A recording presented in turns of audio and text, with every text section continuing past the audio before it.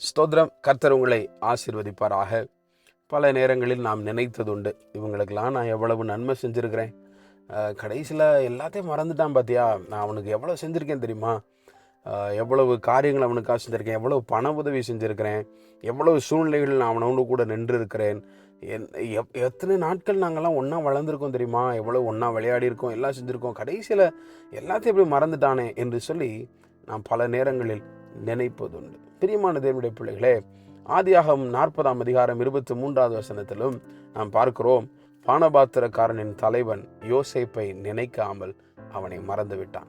யோசேப்பு இது கடையில் சொல்லி அனுப்புகிறான், நான் இதுதான் தரிசனம், நீ பார்த்த சொப்பனத்துக்கு இதுதான் அர்த்தம், ஆனால் ஒன்றை மட்டும் நினைத்துக்கொள், ராஜா உன்னை உயர்த்தும் பொழுது, ராஜா மறுபடியும் அந்த பொறுப்புக்கு உன்னை போய் வைக்கும் பொழுது என்னை கொஞ்சம் மறந்துடாதப்பா, என்னை ஞாபகம் வச்சுக்க அப்படின்னு சொல்லி அனுப்புகிறான், பர்பஸ்ஃபுல்லாக சொல்லி அனுப்புகிறான். ஆனாலும் இந்த பானபாத்திரக்காரனுடைய தலைவன் அவன் மறந்து போனான். பிரியமான தேவனுடைய பிள்ளைகளே, இந்த உலகத்தில் இருக்கிற ஜனங்கள் இப்படித்தான் இருப்பார்கள்.